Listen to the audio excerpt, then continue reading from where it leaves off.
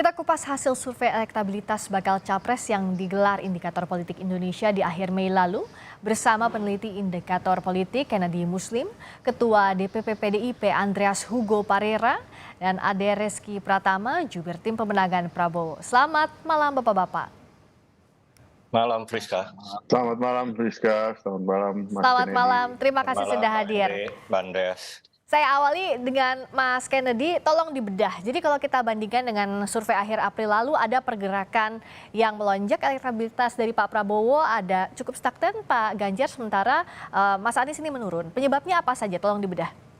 Ya benar, Friska, jadi dari survei telepon yang kita lakukan pada tanggal 26 hingga 30 Mei yang lalu, kita menemukan terjadi pola keberlanjutan pola penguatan elektabilitas Pak Prabowo ya. Ada dari awal Mei di akhir Mei ini ada kenaikan sekitar 4% dari elektabilitas Pak Prabowo gitu.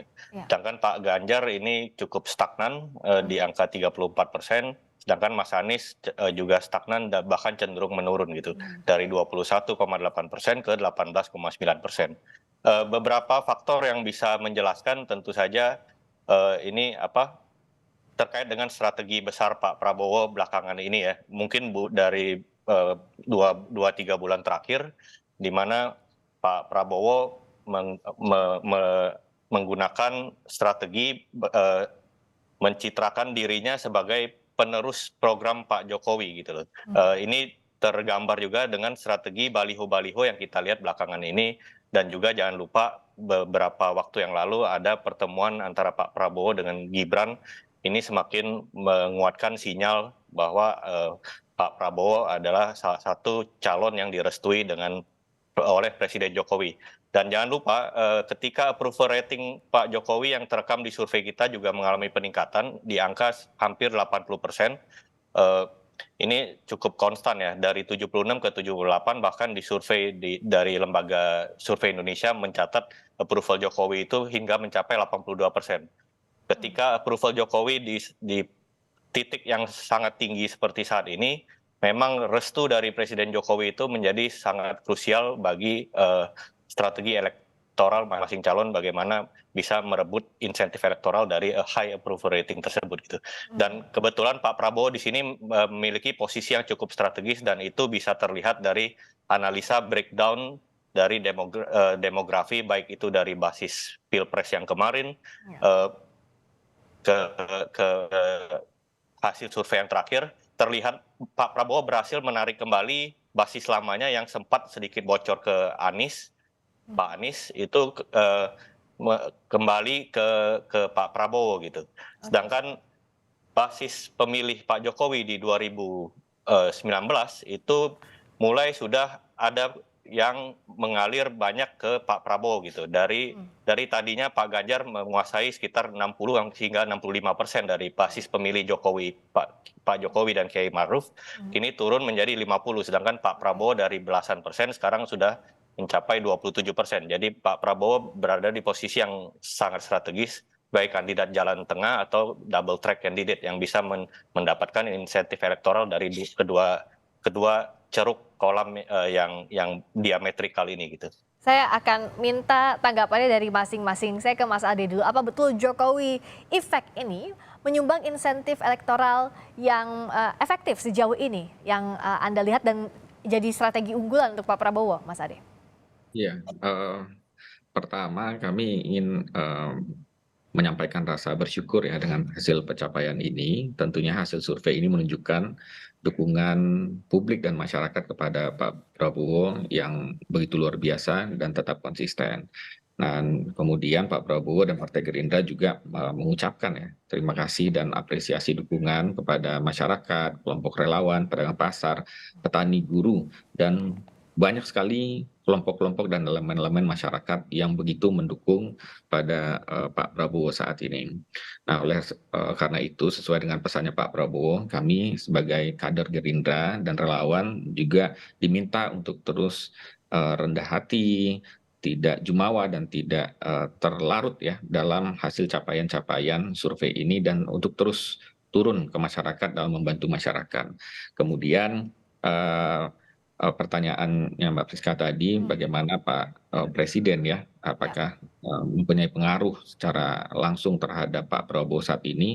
Bagaimanapun hari ini Pak Prabowo adalah Menteri Pertahanan Republik Indonesia di kabinetnya Pak Presiden, dan ini kami kira menunjukkan bahwa apa yang dilakukan oleh Pak Prabowo pada saat ini juga sebagai representasi dari Pak Presiden pada hari ini. Dan oleh karena itu kami kira beberapa waktu yang lalu juga eh, banyak yang menyampaikan bahwa Pak Prabowo adalah salah satu ya menteri di kabinetnya Pak Presiden, Pak Jokowi, yang mempunyai kinerja yang positif dan luar biasa pada hari ini. Oke, kalau tadi dari Gerindra melihatnya korelasinya Pak Jokowi sebagai presiden dengan Pak Prabowo kinerjanya sebagai Menteri Pertahanan. Kalau Bung Andreas, apa narasi yang saat ini coba diluruskan oleh PDI Perjuangan dari beberapa pertemuan terakhir, misalnya Pak Ganjar dengan relawan Pak Jokowi, juga pertemuan dengan partai politik lainnya diluruskan bahwa Pak Jokowi ini adalah kader PDIP dan keputusannya tegak lurus dengan Bu Mega untuk meraih kembali Jokowi Effect dikaitkan dengan pemilihnya Pak Ganjar. Kalau itu ya sudah pasti gitu, artinya Pak Jokowi semua orang juga tahu gitu, artinya beliau sebagai kader PD Perjuangan, begitupun dengan Pak Ganjar gitu. Cuma satu hal yang ingin saya tadi tidak dijelaskan juga gitu oleh teman-teman dari lembaga survei dari indikator. Cuma yang saya perhatikan juga dari beberapa hasil survei dari beberapa lembaga survei, memang kalau kita lihat dari tingkat kedikenalan Pak Ganjar ini dibandingkan dengan capres Pak Prabowo misalnya, tingkat kedikenalannya, popularitasnya memang masih di bawah. Dalam arti ya belum semua atau belum maksimal tingkat kedikenalan Pak Ganjar sebagai capres. Itu merupakan satu hal yang perlu lebih dimaksimalkan lagi gitu. Kalau Pak Prabowo ini kan di masyarakat orang tahu beliau pernah ya 2-3 kali menjadi calon presiden, kemudian sekarang menjadi Menteri Pertahanan, sehingga memang banyak orang sudah mengenal Pak Prabowo gitu. Sehingga ini memudahkan beliau untuk mungkin untuk di dalam proses pencapresan ini. Tapi Pak Ganjar relatif masih di bawah. Nah, ini kemungkinan, ini peluang yang masih mungkin, sangat mungkin dilakukan dan itu harus dilakukan untuk meningkatkan tingkat kedikenalan. Dengan demikian ini akan memberikan ruang elektabilitas Pak Ganjar akan naik. Karena kalau kita perhatikan, dan saya juga perhatikan dari beberapa lembaga survei yang lain, bahwa kalau tingkat kesukaan terhadap Pak Ganjar ini lebih tinggi dibandingkan dengan capres-capres yang lain gitu. Sehingga ini adalah ruang dan kesempatan. Sehingga memang ya di dalam waktu-waktu ke depan ini Pak Ganjar mungkin harus lebih di samping ya tugas-tugas beliau sebagai Gubernur Jawa Tengah, tapi kita juga akan berusaha semaksimal mungkin sehingga tingkat pengenalan terhadap Pak Ganjar sebagai capres ini akan lebih dimaksimalkan, lebih ditingkatkan. Kalau mendekati 100% itu sangat bagus. Hingga dengan demikian dengan modal ke tingkat kesukaan terhadap Pak Ganjar yang juga baik, tinggi, ini akan meningkatkan elektabilitasnya. Tentu juga lebih meyakinkan lagi atau ya perlu diperkuat lagi bahwa ya kita semua tahu bahwa Pak Ganjar ini adalah gubernur juga yang membantu presiden di provinsi tentunya. Karena kita tahu gubernur adalah kepanjangan tangan dari presiden, pemerintahan pusat, dan banyak hal-hal yang merupakan program dari pemerintah pusat, program dari Pak Jokowi itu dilakukan di daerah, dan Jawa Tengah adalah salah satu core daripada pemerintahan Pak Jokowi selama ini gitu, pemerintah pusat itu. PR-nya meningkatkan ke tingkat kedikenalannya. Kalau dari indikator juga yang menarik bagaimana simulasi head to head sampai saat ini dan apa saja sebenarnya yang memengaruhi kalau simulasi head to head ini antara masing-masing kandidat ketiganya? Ya, Friska, terkait simulasi head to head seperti yang sudah saya jelaskan sebelumnya juga, ini bagaimana ketika kita simulasikan Anies Baswedan diasumsikan ada runoff election karena saat ini berdasarkan survei hari ini memang tidak ada kandidat yang mencapai nilai mayoritas angka elektabilitasnya melebihi 50% plus 1. Oleh karena itu per situasi hari ini berdasarkan hasil data survei akan ada pemilu putaran kedua gitu. Dan ketika kita simulasikan dari 3 top 3 candidate yang selalu terekam di survei itu misalnya ketika kita simulasikan Pak Anies dan Pak Ganjar yang maju ke putaran kedua itu Pak Ganjar unggul gitu. Dan ini cukup logis ya karena ketika satu Pak Anies sudah terlanjur mengambil posisi antitesa dari pemerintahan Jokowi gitu. Jadi ketika approval rating Pak Jokowi ada di kisaran 80%, maksudnya label menjadi kandidat perubahan itu mungkin tidak terlalu reseptif gitu loh di kalangan pemilih gitu. Dan selain itu juga ketika ada second round of election dari data yang kita analisa itu pendukung Pak Prabowo oleh karena Pak Prabowo sekarang sudah masuk ke dalam pemerintahan dan dipandang sebagai orangnya Pak Jokowi juga dan itu yang menyebabkan suara pendukung Pak Prabowo sebagian besar lari ke Ganjar dan memang masih ada sebagian yang ke Anies gitu. Pak Anies ya, jadi Pak Ganjar unggul ketika di head to head dengan Pak Anies gitu. Dan ketika Pak Ganjar dan Pak Prabowo yang maju ke putaran kedua seperti katakan simulasi 3 nama sekarang 2 kandidat teratas yakni Pak Prabowo dan Pak Ganjar itu Pak Prabowo juga unggul karena seperti yang tadi saya jelaskan Pak Prabowo sebagai kandidat jalan tengah ini dia bisa mengambil dari ceruk 2 kolam gitu. Jadi sebagian besar pemilih Anies akan beralih ke Pak Prabowo ketika maju ke putaran kedua gitu loh ketimbang ke Pak Ganjar gitu. Oke, nah kalau bicara soal simulasi head to head ini sebenarnya faktor-faktor apa saja yang bisa jadi faktor naik turunnya seiring dengan perjalanan waktu? Apakah memang approval rating pemerintahan saat ini, pemerintahan Pak Jokowi ini sangat berpengaruh, Mas Kennedy? Ya tentu saja 8 bulan waktu yang panjang ya Mbak, masih banyak dinamika politik, belum lagi kita membaca soal peta koalisi yang masih sangat cair sekarang. Jadi hal-hal tersebut tentu saja belum lagi akan makin banyak peristiwa-peristiwa politik ke depan, manuver-manuver yang itu karena kita lihat sesuai dengan judul rilis kami kemarin saling salib elektabilitas itu memang masih sangat dinamis gitu loh. Pak Ganjar sendiri setelah insiden U20 sempat ngedrop, kemudian ini pun sempat ada rebound gitu loh meskipun di 1 bulan terakhir relatif stagnan, tapi begitu juga dengan Pak Prabowo gitu loh. Ketika tren penurunan terjadi di tahun sudah disalib oleh Mas Anies dan Mas Ganjar sempat di posisi ketiga, itu kemudian bisa kembali ke posisi pertama. Jadi ini politik situasi politik sekarang memang masih sangat dinamis, apalagi masih ada sekitar 8 bulan menuju pemilu 2024 gitu. Oke, kalau Mas Ade Rizky apa yang jadi perhatian utama? Apakah momentum rebound tadi atau juga cawapres, menggodok cawapres yang sampai saat ini juga masih belum ditentukan dan juga format pasti koalisi? Ini yang jadi penentu utama, Mas Ade. Ya, jadi memang Mbak Friska dengan waktu 7-8 bulan ke depan memang begitu banyak rahasia di balik rahasia yang akan terjadi. Kami di Partai Gerindra sebagai kader Gerindra dan Pak Prabowo juga tidak ingin terpaku ya dengan nilai-nilai yang pada hari ini positif. Kami juga diminta untuk terus hadir di tengah-tengah masyarakat sampai ke grassroots untuk terus setidaknya memberikan kebaikan-kebaikan agar kami sebagai representasi sebagai kader Gerindra, sebagai kader Pak Prabowo terus dapat memberikan aura-aura positif juga kepada Pak Prabowo.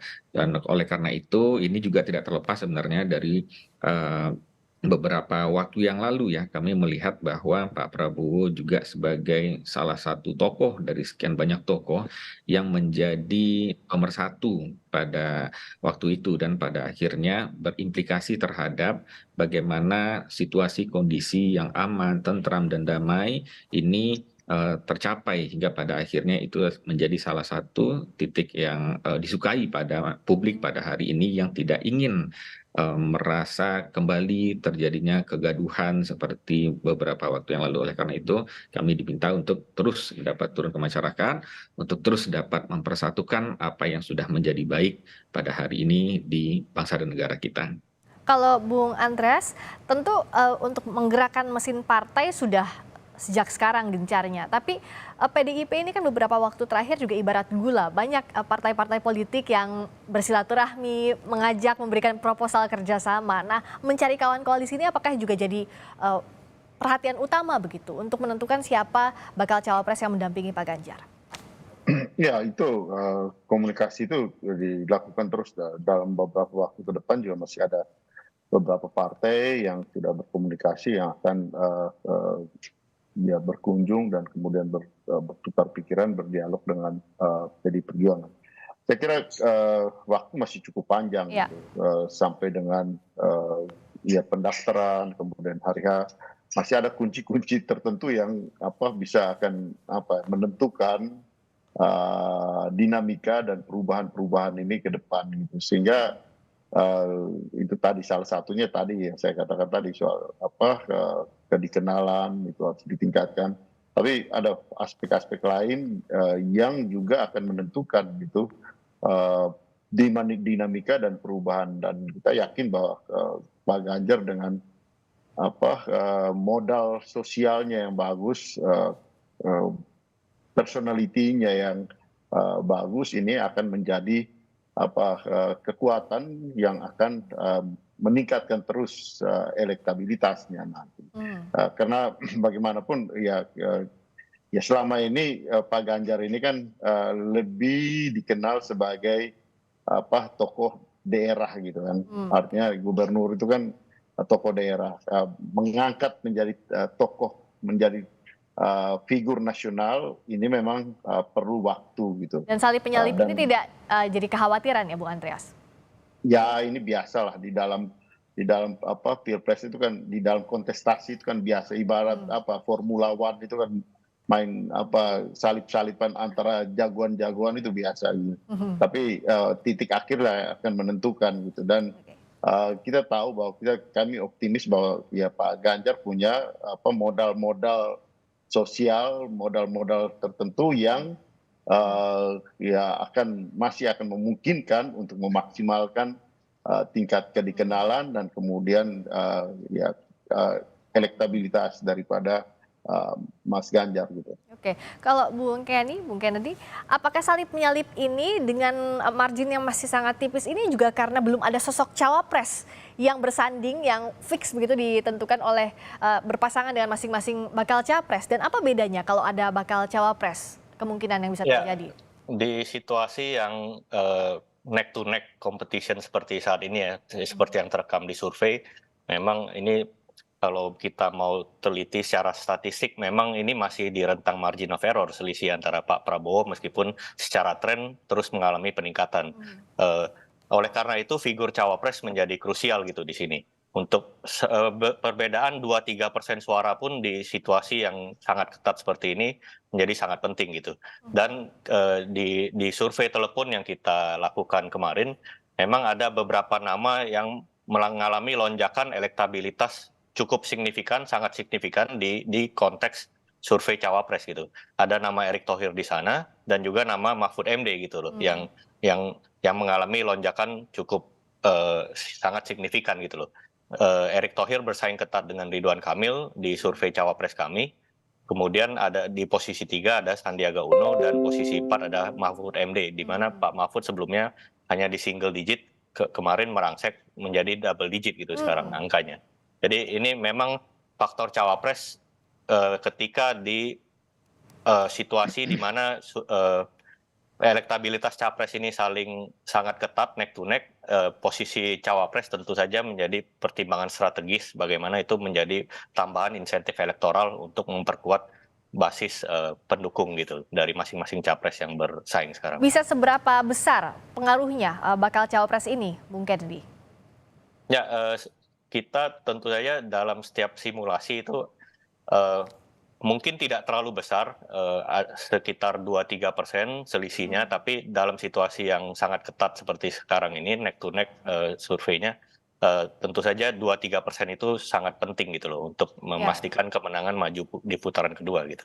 Karena beda 1-2% itu sudah bisa membedakan mana yang menang, mana yang kalah begitu ya, karena kondisinya neck to neck seperti saat ini. Nah kalau Bung Andreas, dari nama-nama yang disebut tadi ada Pak Erick Thohir, ada Pak Ridwan Kamil, ada Pak Sandiaga Uno, ada Pak Mahfud MD, apakah masuk radar juga masing-masing? Saya ke Bung Andreas dengan Bung Ade, silakan Bung Andreas dulu. Ya, saya sependapat dengan Mas Kennedy. Mas Kennedy yang menyampaikan hasil survei tadi gitu, bahwa faktor cawapres ini juga akan ikut menentukan elektabilitas ya bersama gitu, dalam arti capres cawapres ke depan gitu, dalam kontestasi ini gitu. Nah sehingga memang pertimbangan-pertimbangan harus cukup matang, capres yang akan mendampingi. Di sini tentu pertimbangan pertama adalah bagaimana cawapres itu figur yang kita lihat bisa mendongkrak bersama-sama memenangkan kontestasi pilpres ini, dan juga kemudian bersama-sama ketika memenangkan, karena kita tidak hanya berpikir hanya untuk memenangkan, tapi juga bagaimana setelah memenangkan gitu. Dalam arti dalam pemerintahan yang ke depan bisa kerjasama dan didukung juga di dalam proses pemerintahan oleh di DPR, dalam hal ini ya koalisi atau kerjasama antar partai-partai untuk mendukung pemerintahan ke depan, sehingga pemerintahan itu pun solid dan kuat gitu. Nah sehingga memang di sini faktor cawapres ini juga akan ikut menentukan tingkat keterpilihan dari capres, karena kita lihat kalau selisihnya sampai dengan saat ini tipis, itu akan ikut menentukan di dalam proses pemilihan nanti gitu. Oke, terakhir Bung Ade Rizky, nama-nama tadi masuk radar, dan betulkah memang cawapres ini faktor penentu utama? Ya, saya sependapat tadi apa yang disampaikan oleh Bang Kennedy Muslim, bahwa memang dengan rentang margin of error tadi ini menjadi angka-angka penting ya dalam memenangkan kontestasi nanti. Dan oleh karena itu begitu banyak calon wakil presiden cawapres pada hari ini itu menjadi tokoh-tokoh terbaik bangsa dan negara pada hari ini, yang kami kira semua tokoh-tokoh tersebut memiliki keinginan yang bersama untuk dapat melanjutkan pemerintahan, untuk terus dapat menjadikan bangsa dan negara ini jauh lebih baik ke depan dalam berbagai aspek. Oleh karena itu tentunya Partai Gerindra dan Pak Prabowo juga terus bersama dengan yang sudah bekerja sama dengan kami, yaitu Partai Kebangkitan Bangsa. Oleh karena itu kami terus akan membangun komunikasi-komunikasi ini bersama dengan beriringan dengan dinamika yang berjalan. Mudah-mudahan kiranya nanti tokoh calon wakil presiden ini dapat merepresentasikan daripada keinginan daripada dapat menyempurnakan Pak Prabowo sendiri dalam memenangkan kontestasi ini. Jadi masih otak-atik formasinya baca pres dan baca wapres yang nanti juga jadi penentu, sambil juga koalisi, mencari kawan koalisi masih terus dilakukan hingga saat ini dengan berbagai silaturahmi politik. Terima kasih peneliti Indikator Politik Indonesia Kennedy Muslim, terima kasih Ketua DPP PDIP Andreas Hugo Parera, dan Ade Rizky Pratama, jubir tim pemenangan Prabowo. Terima kasih, selamat malam.